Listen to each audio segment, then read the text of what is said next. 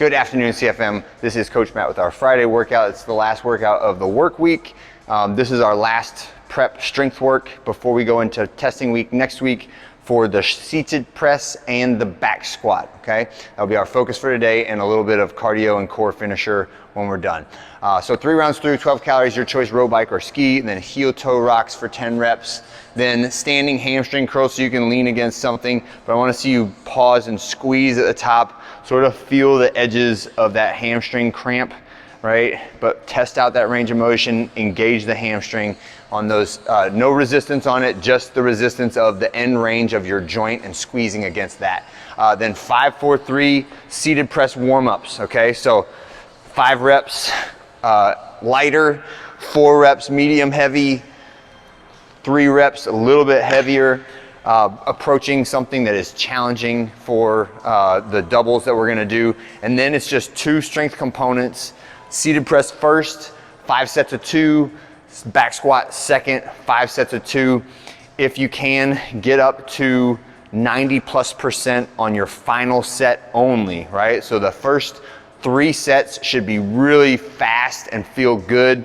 The 4th and the 5th sets should be progressively slightly more challenging to where the last one is pretty tough. But I don't want to hit too much volume. I don't want to hit too much resistance today, but I would like for you to get in between 2 and 4 challenging heavy reps on those 2 exercises when we do the strength work for today. So very low volume, but challenging lifts at the end, and you should feel good. It shouldn't tire you out too bad, but you should still rest adequately in between each set, like 3.5 minutes on the back squat, maybe 2.5 minutes on the seated press, all right? So after your seated press is done, then you take your bench and shove it away, raise the rack up, raise the bar up, and do your back squats.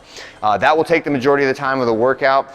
If you have time left over and you wanna do some cardio and core, there's an optional finisher at the end that is also not meant to be smoking pain cave, but just get a little additional work in, burn some calories, perform some extra core exercises, and a little bit of lifting, right? So 4 minutes, and you can do anywhere between 1 and 3 rounds of this if you want to, depending on how much time you have left at the end of the class. But 4 minutes of cardio of your choice, then 12 sumo deadlift high pulls. So with the heavier weight, 70 pounds or 53 pounds for the ladies, sumo deadlift high pulls from the ground to the chin using the hip arm transfer, hip arm, right? Make sure that you feel the hips pop and the kettlebell rise up before your arms actively start to pull it upward.